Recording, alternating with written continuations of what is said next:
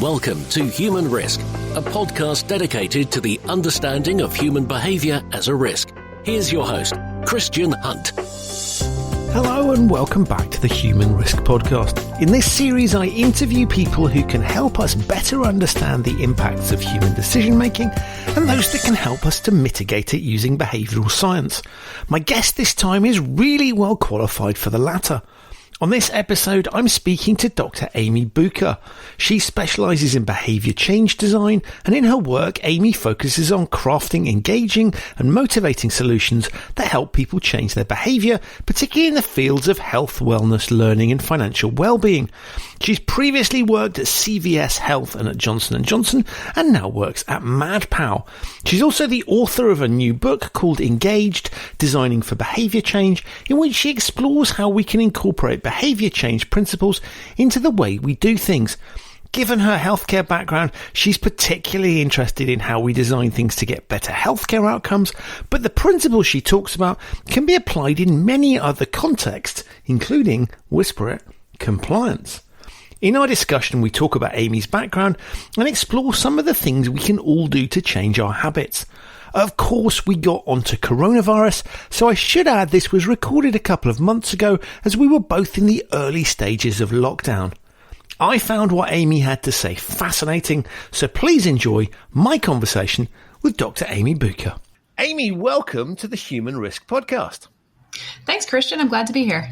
It's an absolute pleasure to have you. And look, I think you've got a fascinating, as many people have who've got into behavioural science, have a fascinating kind of career path. How did you get into this space and interested in it? Totally by accident. So I am a lifelong reader. I have always loved, ever since I learned how to read, to lose myself in a novel in particular.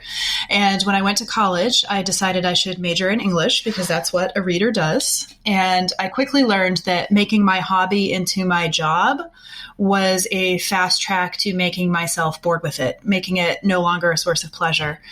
And I went to Harvard University for undergrad, and at the time, they've since changed this, which I think is a good thing. They required you to declare your concentration at the end of your first semester. So you have one semester to try things and figure out what you want to focus on for the next 4 years. I had taken all English courses and I knew I hated it. So I remember sitting in our living room with one of my roommates the night before the paperwork was due, you know, not quite in tears, but almost, and saying, I just don't know what I'm going to do. And she said, my sister studies English and psychology. Why don't you study psychology? So I marked it on the form, and I was extremely lucky that it turned out that those two things actually do go together for a reason, because they both involve this interest in other people. When you read a book, it's a way to put yourself in someone else's shoes and learn about their life.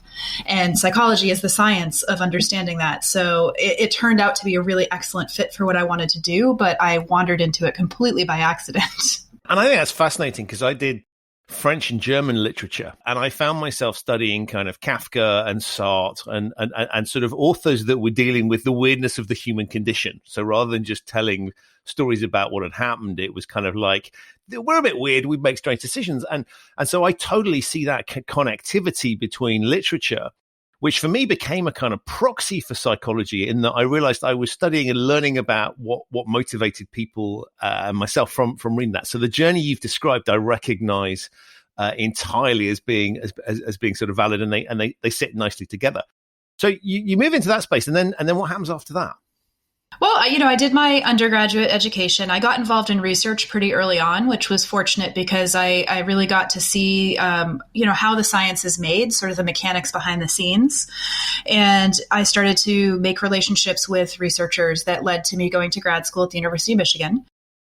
And I discovered I actually really love doing research, and I love talking about the research, but I didn't love doing it in the university setting because I felt like there was a very long time period between when you discover something in your research and when it makes it out into the world for people to use. Right.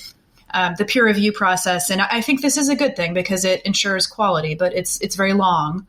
And then the first readers of your research are other academics, and they think about it academically. And so it can be, close to a decade sometimes before the things that are discovered in these laboratory settings make it out into a consumer product or are used to shape the way someone experiences the world. And I really wanted to be able to do something a little bit more quickly, have some more immediate results to those sorts of research and communication activities that I was learning how to do.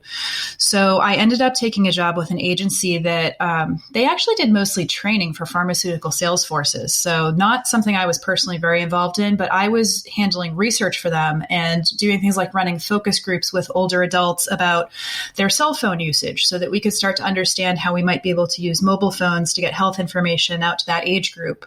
I really enjoyed trying to solve those sorts of business puzzles about how to equip people with the tools they might need to make themselves healthier and achieve their health-related goals.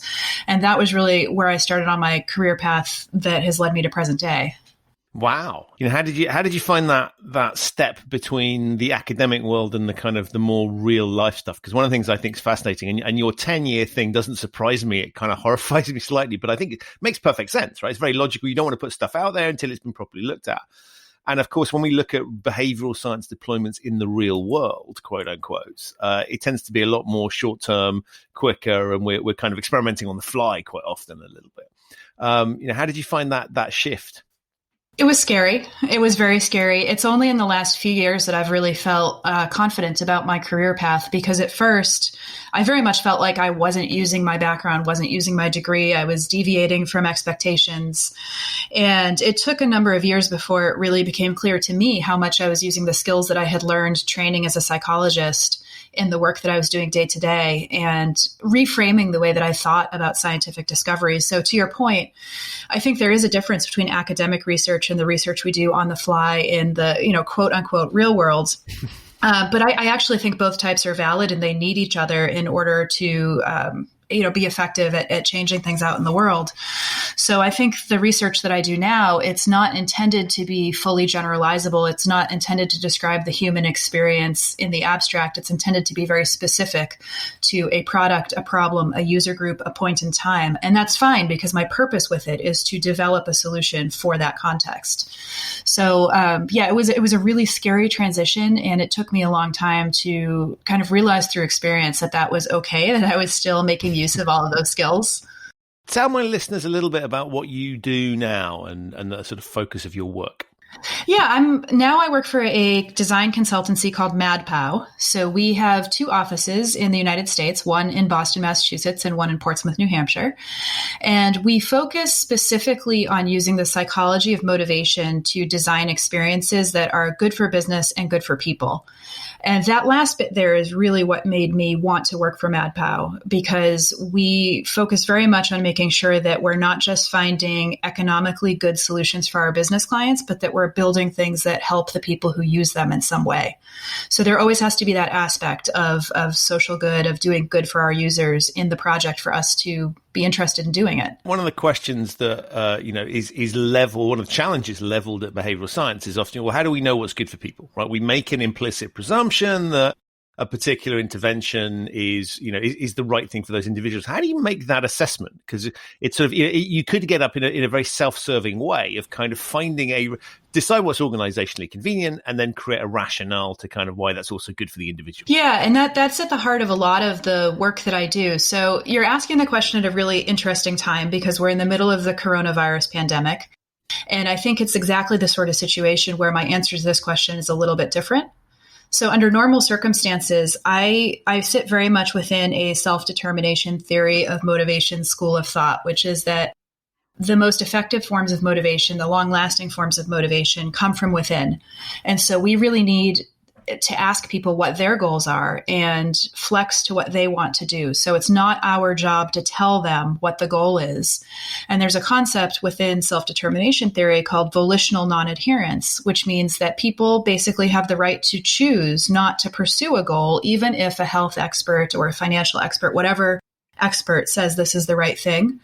If the person disagrees, we don't push them to pursue that goal. Now, ideally, we create a set of circumstances where later on, if something happens in their life and their environment and their interests change, they can come back and use the tools and the resources and the behavior change support to work towards that goal. But we tend not to push them to do something they're not ready for or interested in. Now, it changes with something like a global pandemic where we need individual behavior for societal good. And the analog to this that I use a lot when I talk about this is smoking cessation and the role of public health and things like national and local policy in enforcing tobacco usage, the roles that those play in protecting the overall health of the community, sometimes at the expense of individual independence. I think there are cases where you have to look at the overall good and tell people that they don't have the choice about their goals in that moment. That said, it's not an approach I reach for first, and certainly not in most of my work, which is very much focused on that individual health behavior change. In that case, I'm looking for people to tell me what they want to do. And that then leads us to another question. If often we don't know why we do things or why we want to do things. And so, it's the classic thing about if you survey people as to why they've done it, they'll come up with it's that, I think it's the JP Morgan quote around, man has two reasons for doing something, a good one and the real one. And I think, and clearly that applies to women as well, before anybody jumps at me at that one. But I think I've got to cover my bases here. But I think, it's interesting that how do we know what we want? And as we explore that piece, some of it might just be because that's the way we've always done things. And we know some of the limitations of our thinking that Kahneman and others have exposed, that is sort of, force of habit, or just that's the way, you can see in organizations, that's the way we've always done things. And so there is this propensity, if you like, to rely on things that might not necessarily be truly what we want to do. How do you deal with that? Yeah, I mean, it's a complicated question. You mentioned Kahneman, and I think one of the things that comes from his work and the work of his colleagues that's really valuable here is this idea of the fast brain and the slow brain. Basically, our instinctive emotional responses drive what we do, and then we use our cognitive brain to post hoc create these stories that explain why we did that.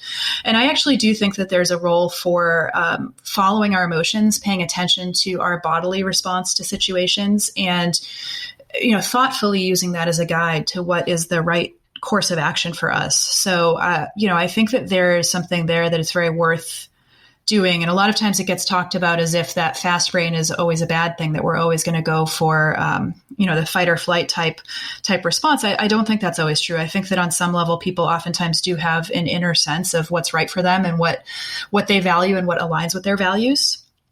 Beyond that, though, I've had some experience with taking people through a series of thought exercises that help them dig in on a more cognitive, deliberate level what it is they value and what's important to them, and then think about whether the behaviors they're engaging in align with that.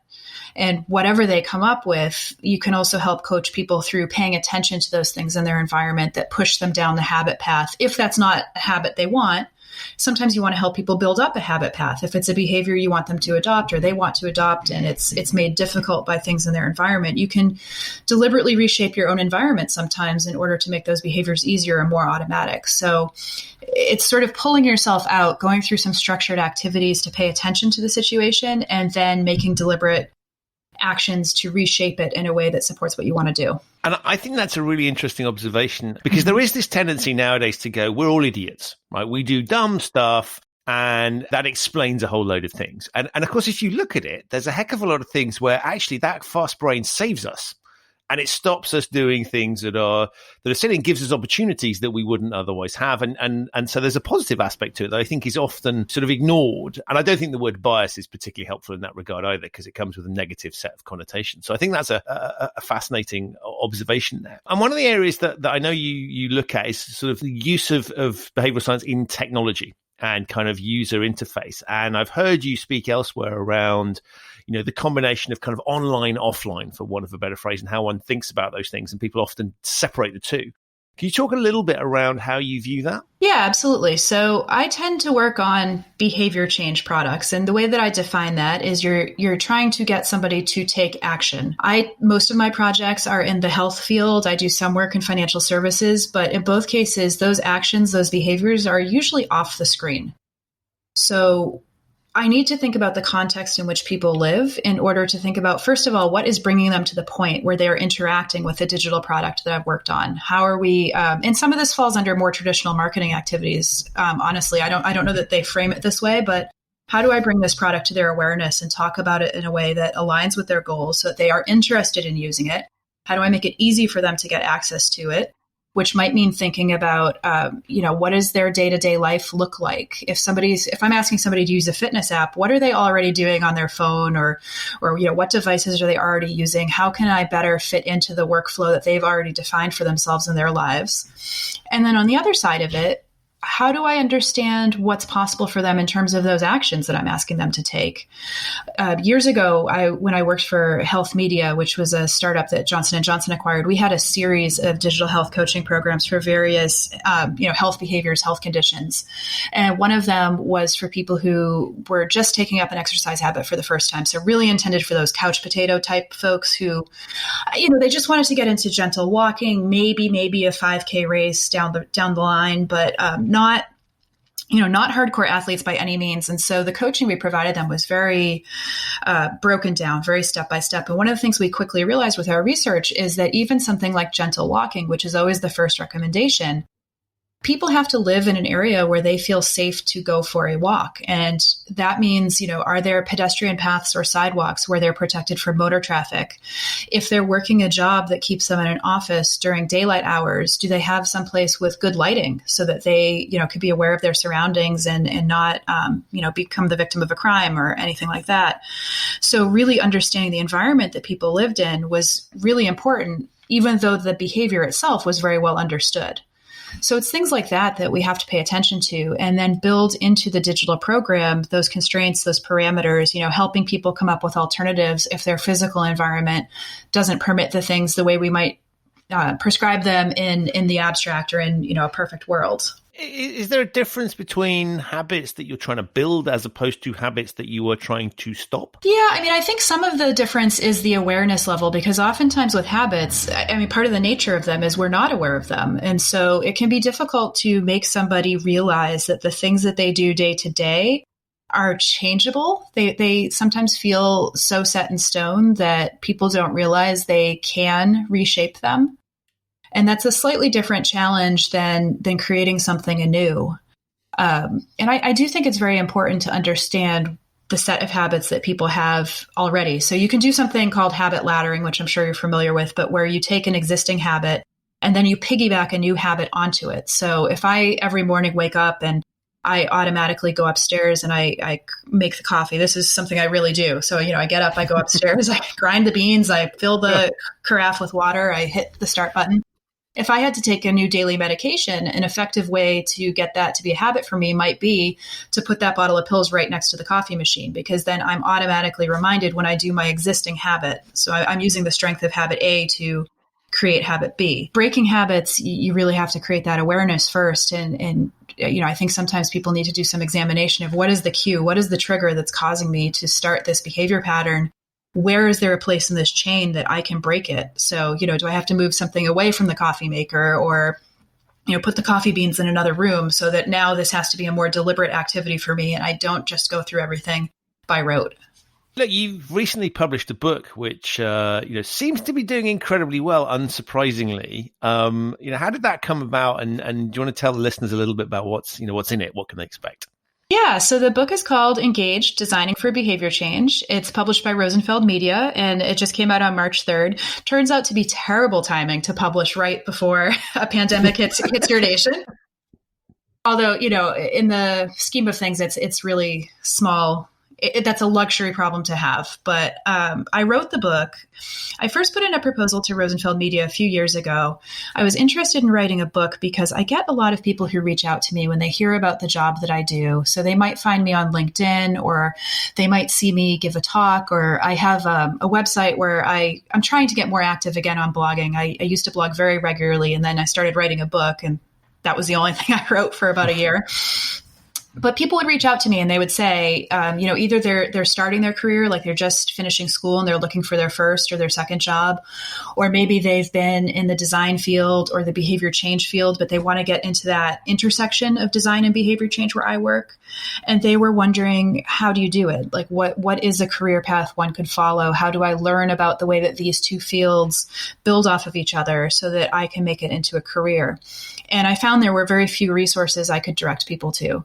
And my own time wasn't scalable to have the in-depth conversations with each person. And frankly, sometimes I felt out of my depth, especially if somebody was coming from a very different background from mine, because my career path is not for most people. I went through I got a Ph.D. That's a long time commitment, and it's pretty mentally draining. And I wouldn't recommend it to somebody to become a design psychologist unless that was really the path that was right for them. So I thought there was value in writing the book. And then at the same time, I mentioned I tend to approach behavior change from a self-determination theory of motivation perspective. So really thinking about what do people value, how do they think of themselves, and how can we craft an experience that aligns behaviors to match those things so that people are interested in doing them and willing to take the steps it takes to reach a behavior change goal. And again, there aren't a lot of resources out there for a general audience around that. Self-determination theory is a very well-studied approach. There's selfdeterminationtheory.org is a website where DC and Ryan, who are the two researchers, a lot of people are familiar with their names from motivational psychology, but they've created this website that is a great clearinghouse for papers and publications related to the theory. And there are some more academic books out there that are excellent. But when you're talking to somebody who is, a young designer who just wants to become familiar with these approaches to see how they might fit in their toolkit, I couldn't find anything for them. And so I really wanted to create that resource. In terms of the sort of reception that your book has had, what's surprised you the most about people's reaction to it? I feel like this says more about me than about the book. I've actually been surprised at how... These are always the best insights. Even from when I first said I was writing it, when I first, signed the contract with Rosenfeld and we made the announcement that the book would be forthcoming, I was surprised how many people identified themselves and reached out to offer their support and their help. I really, the process of writing the book, it's strange because it's a very solo activity to write something of that length. I spent a lot of hours sitting by myself at my computer, in my pajamas for the second or third day in a row. There's a lot to be said for that, by the way. That's a very underrated place to hang out. But I reckon after a while, it does get a bit, yeah. So very solitary, but at the same time, it really emphasized to me that I am part of this wonderful community. And I think I hadn't felt that as keenly before I said I was writing the book. So in each chapter, I interviewed an expert in that chapter's topic. And, all of those people, every last one of those 12 people that I interviewed was beyond kind with their time. I didn't have to convince anybody or, buy anybody a bribe to get them to do it. I had other people who, gave me phone calls or emails just to encourage me and let me know that they were looking forward to it. And now that the book is out, I'm seeing a similar sort of just kind reaction from people who I maybe didn't expect would be so enthusiastic or supportive. So it's really been kind of a community builder for me personally. And that was a big surprise, a really, really pleasant surprise.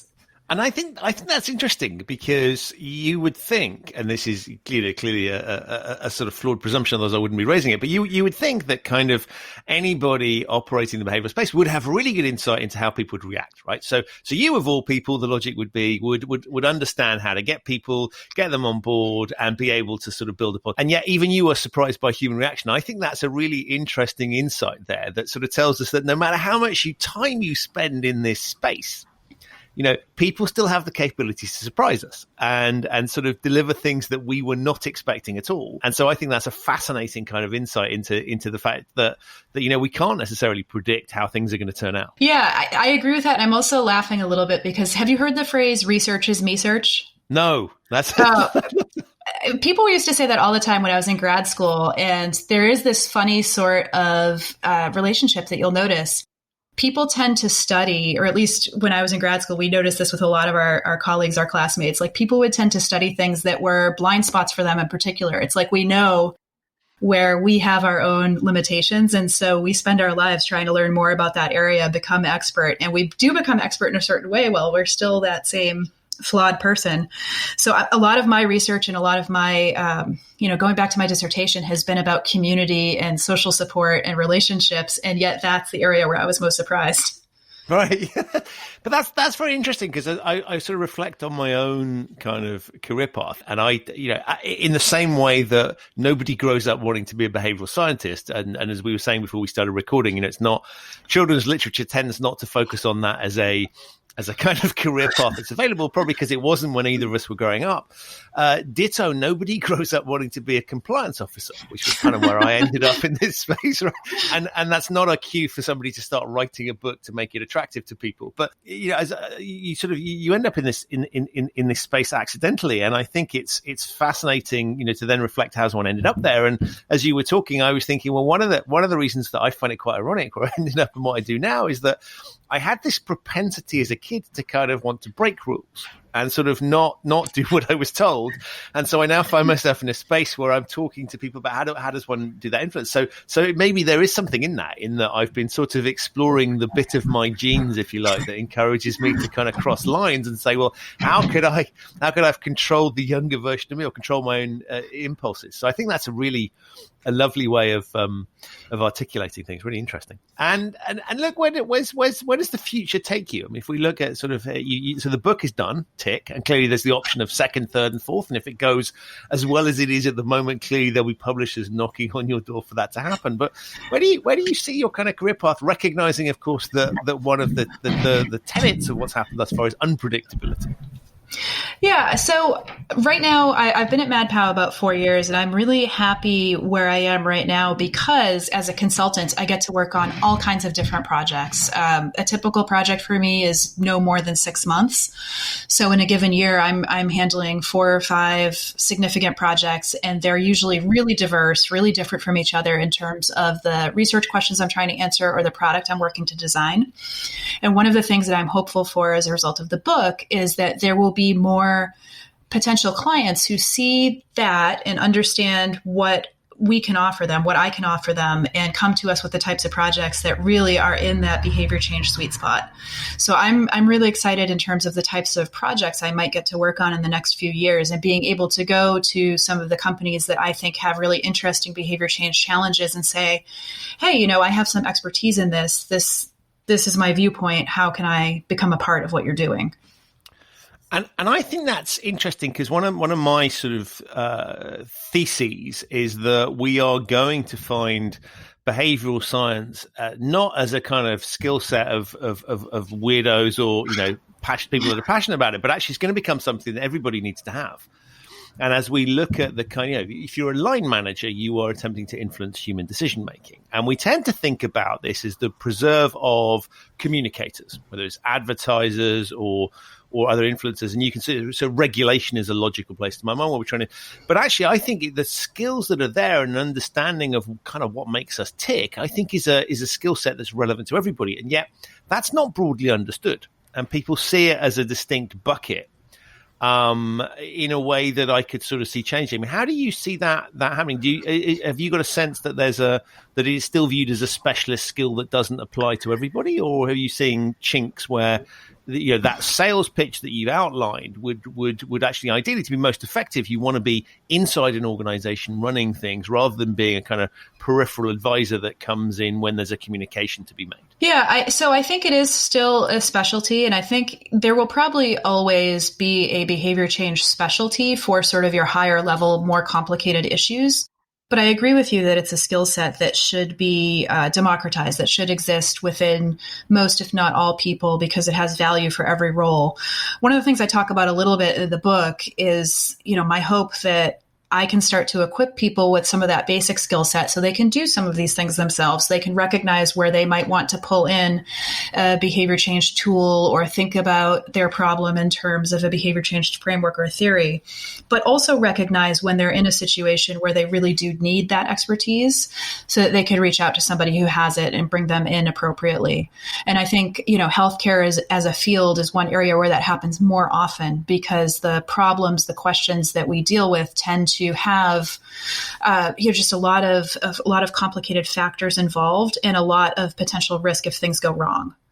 So I think there needs to be a continuum of understanding of behavior change and human behavior, with everybody being at least at the lower end of that continuum, and some of us hanging out at the top. And then look, given you specialize in healthcare, it would be remiss of me not to kind of bring up the topic of the day, which is kind of the coronavirus and how that's being looked at. I mean, what are your thoughts on the sort of dynamics there, both in terms of the way people are behaving, but also in terms of the way the authorities, loosely defined, are trying to influence our behavior? Yeah, well, wow. How much time do you have?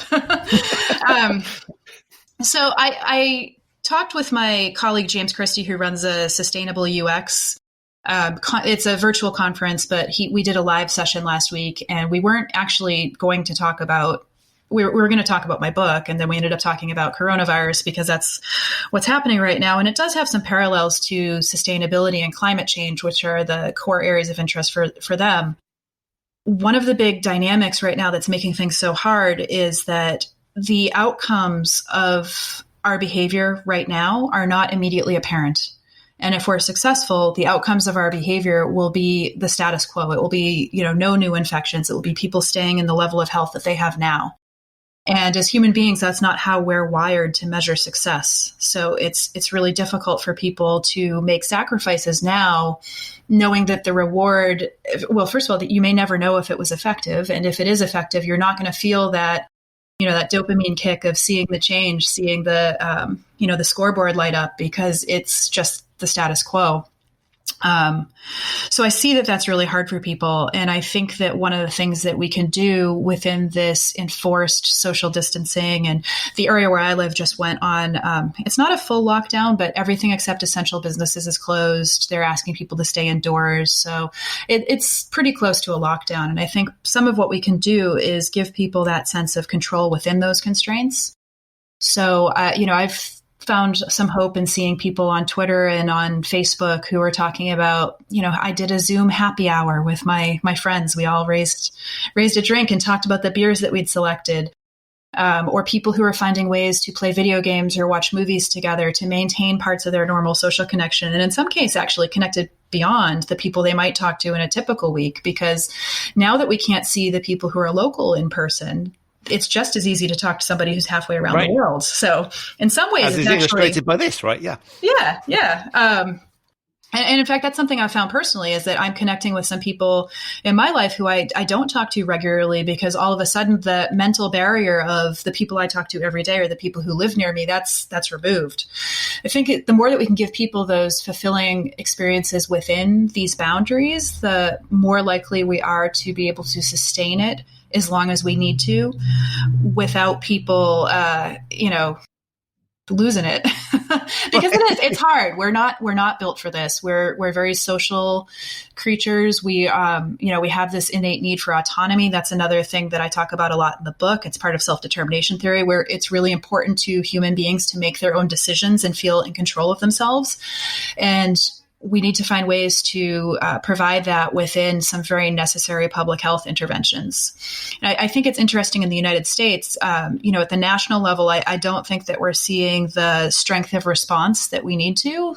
We're not seeing a willingness to kind of crack down and set the scene for success. But we are seeing that on both the state level and in some cases the city level. So I live in Boston, and our mayor, as well as the governor of Massachusetts, the state where I live, are the ones who've put into place a lot of these regulations that are right now keeping people indoors, keeping them from spreading the virus, directing resources to the hospitals and medical facilities where they're most needed. And I think part of what we're seeing there too is, again, a function of distance. So in this case, it's not time distance the way it is with, social isolation stopping the spread of virus.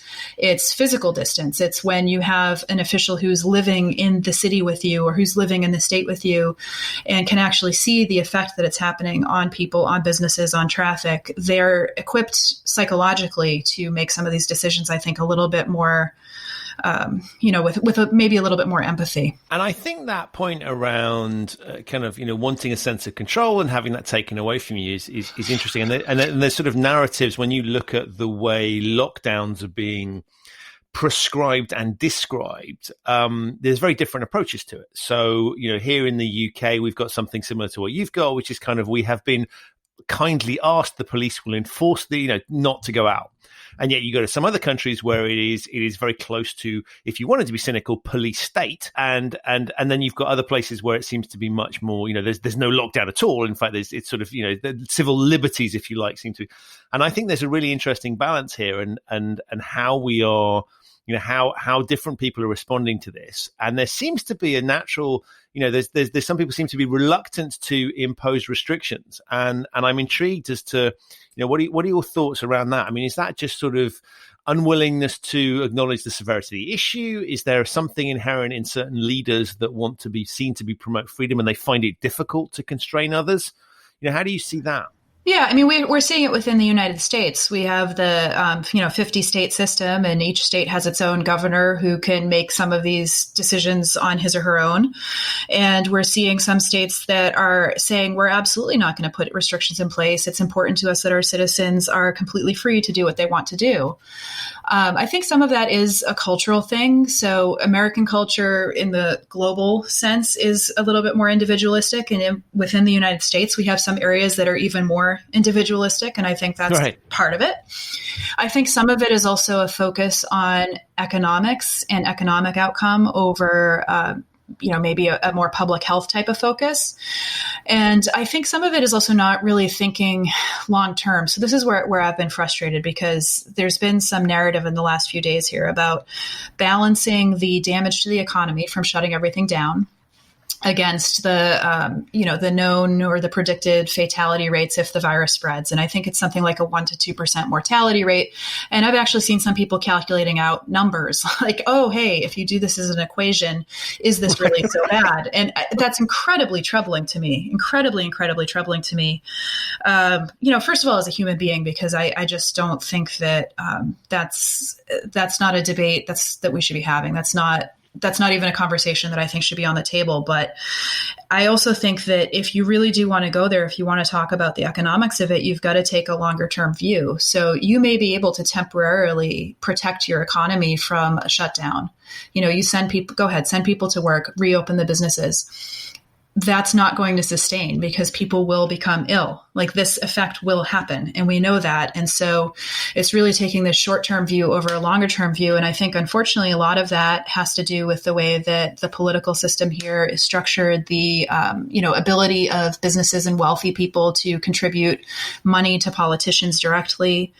It means that they have a lot more persuasive power than they might otherwise in a different type of system. And this is the sort of, this is like the extreme version of why that might not be such a great idea. Right. And of course, if we take the title of your book, I mean, that is kind of what we need. This is why I think this is really fascinating to talk to you. This is what we need. We need engagement from people with the real issue, right? Not engagement with people with a sort of hypothetical issue. And I think there's a lot of people, whether they're politicians or even in the way that some of the general public have responded, the sort of people look for comparators that are, so the flu. Classic example, of course, this is nothing like the flu in terms of severity. And then you've got people kind of taking their cue from the government and sort of going, they're overreacting. And that's based on some presumption that governments tend to overreact, or they don't trust the person that's there.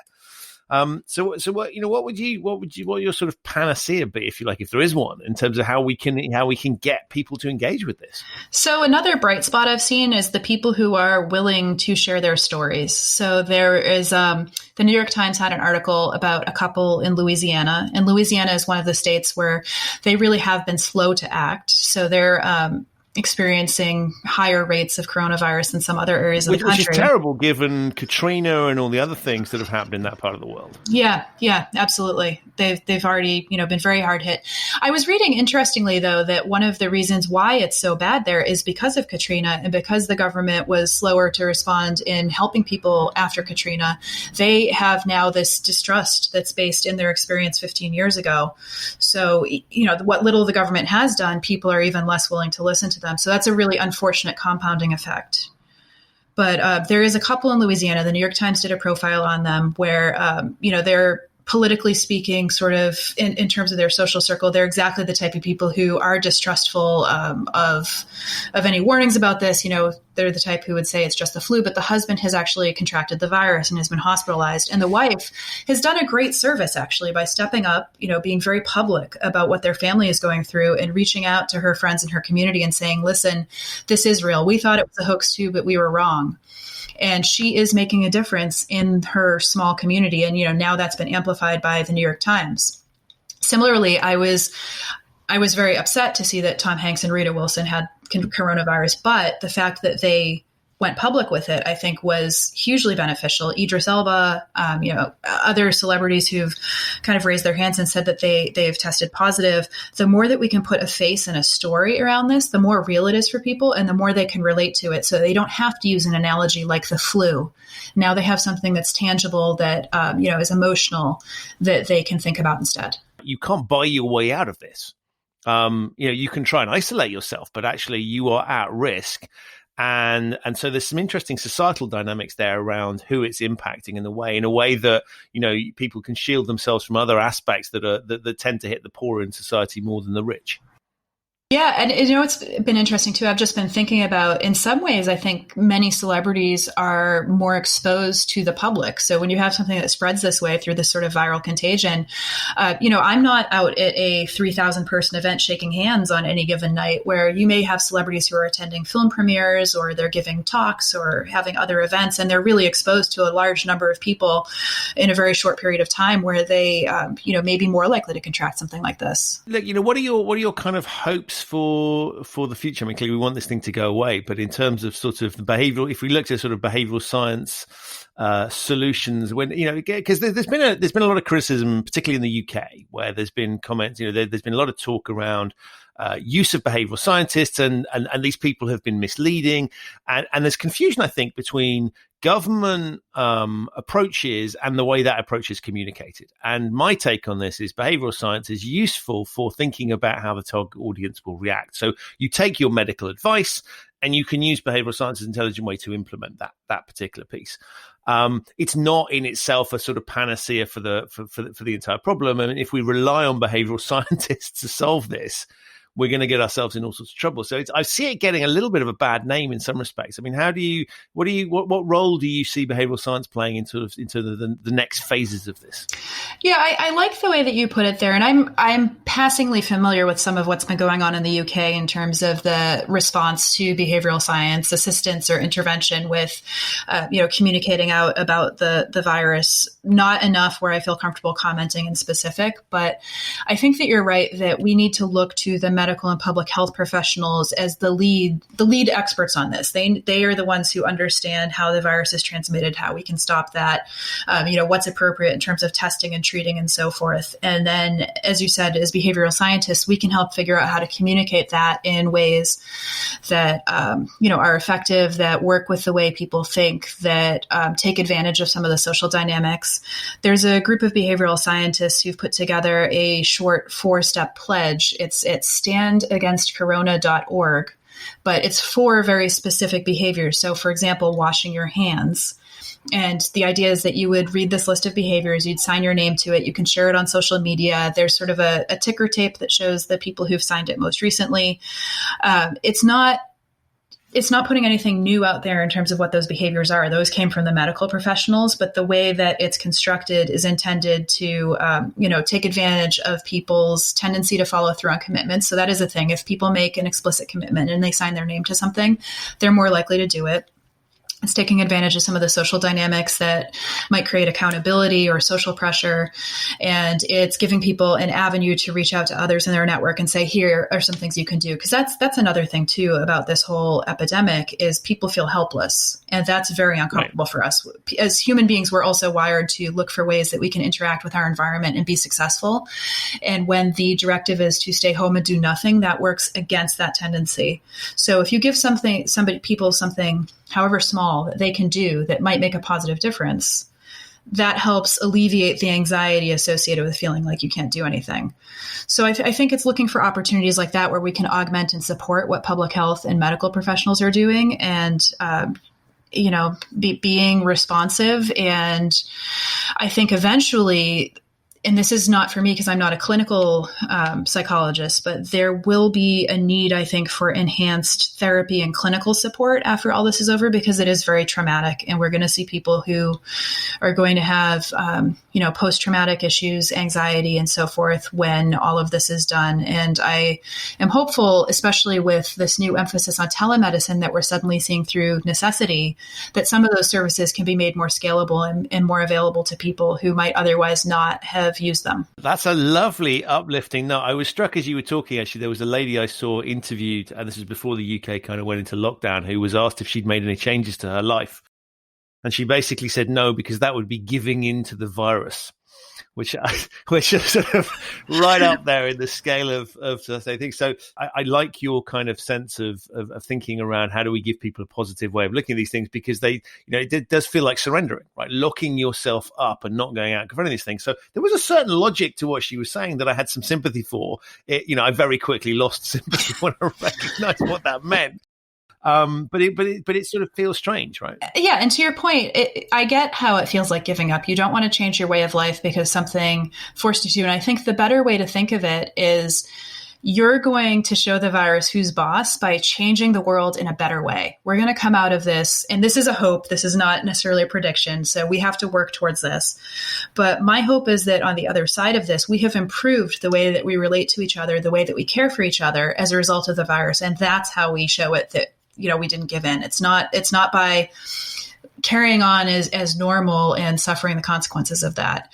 Another area that I've been really hopeful about, I follow a lot of people online who are part of the disability community. And so they've mentioned, quite vociferously that things that previously they were told were not reasonable accommodations for their access are now all of a sudden becoming the way work is done. And I'm really hopeful that when we come out the other side of this, we're also a society that's more inclusive of the disabled, because we have become more comfortable with some of the tools and the approaches that make work more accessible for them. So that's another positive result I hope we see on the other side. And I think that if we can do that, then we are not giving in, then we are winning. I really like that. I think there's a lovely kind of inclusion theme here. And whether that's, sure, there's people that don't have access to the digital tools, and we need to deal with that side of the piece. But I think in terms of, what you're saying, breaking down borders, and I think in a time when there's a lot of kind of polarization and a lot of building walls, I think there is something interesting here about building international bridges and recognizing that piece and more of a sense of community. So I love that as a really sort of beautiful vision. And I think as you were talking as well, I was thinking about, aircraft aren't flying, right? So the planet there's a benefit to the planet of these pieces, and some of the things that, some of the pieces of societal change that we kind of all know need to happen, I think we're now starting to see enforced on us. And if we can capture the best of this stuff and build on it, I think that's got an amazing, amazing sense. And the other thing is, I for one, am looking forward. There's certain things that I can't do now that I'm going to really appreciate when I can. Yeah. And, giving people hugs and kind of just the small things in life will start to feel more special. So I think there is a real opportunity to take this.